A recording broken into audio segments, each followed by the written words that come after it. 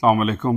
मेरा नाम डॉक्टर नदीम बिन नुसरत है और मैं PKLI के शोबा गुर्दा व मसाना का चेयरमैन हूँ। हमारा आज का पैगाम जो है वो बहुत ही कॉमन नौइयत का, लेकिन इसके साथ साथ इंतहाई सीरियस नौइयत का है, जो कि पेशाब के इन्फेक्शन के बारे में है। पेशाब का इन्फेक्शन एक बहुत ही कॉमन प्रॉब्लम है, लेकिन इसके साथ साथ ये बहुत ही पेचीदा मसला है। दो नौइयत का इन्फेक्शन आमतौर से पाया जाता है। एक वो जिसमें के अलामात इतनी सीरियस नौइयत की नहीं होती, जिनमें पेशाब का जल के आना, पेशाब में बू आना या पेशाब का कलर चेंज होना है। दूसरा इन्फेक्शन इसमें ऐसा होता है कि उसमें बुखार होता है, और बुखार अगर ज्यादा हो तो उसके साथ कै और तबीयत की नासाजी भी होती है। ये इन्फेक्शंस, इस बात का ध्यान रखा जाए कि छोटे बच्चों में, 13 साल से कम उम्र के बच्चों में और तरीके से प्रेजेंट करते हैं और उनका इलाज मुख्तलिफ होता है।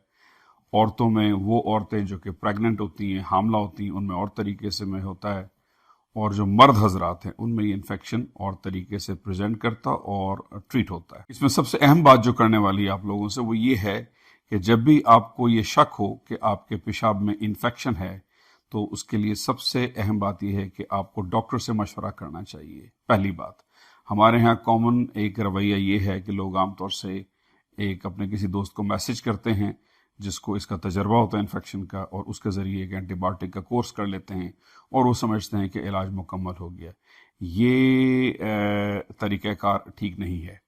आपको डॉक्टर से रब्ता करना चाहिए और कोशिश करनी चाहिए कि डॉक्टर जो है वो स्पेशलिस्ट हो। और इसमें इस बात का ख्याल रखें कि पहली चीज़ जो आपने करवानी है वो पेशाब का टेस्ट, और दूसरा पेशाब का टेस्ट जो है वो कल्चर और सेंसिटिविटी कहलाता है।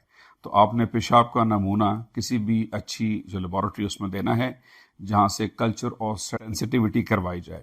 इसका मकसद ये होता है कि ये मालूम किया जा सके कि आपके पेशाब में जो इन्फेक्शन है उसका ऑर्गेनिज्म कौन सा है, पहली बात।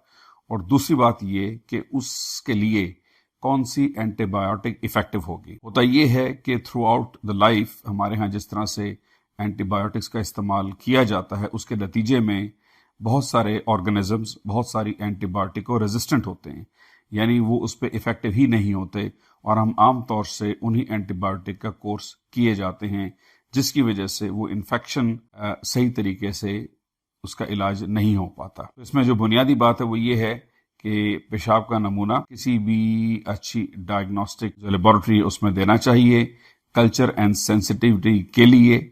और उस दौरान अगर बुखार हो तो बुखार के लिए बुखार की दवाई लेना चाहिए, और एक एम्पिरिकल बेसिस पे एंटीबायोटिक का इस्तेमाल जो है वो डॉक्टर के मशवरे के बाद करना चाहिए।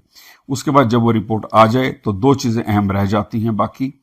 पहली चीज़ ये कि उस एंटीबायोटिक का इस्तेमाल तकरीबन 7 से 14 दिन तक किया जाता है, जिसके बाद उसी एंटीबायोटिक का चौथाई डोज थोड़ा सा थोड़े से लंबे अरसे के लिए इस्तेमाल किया जाता है।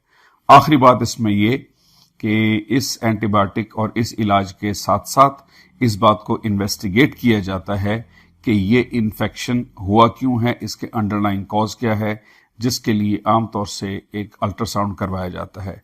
तो ये चंद बातें थी जो कि पेशाब में इन्फेक्शन के हवाले से अहम थी।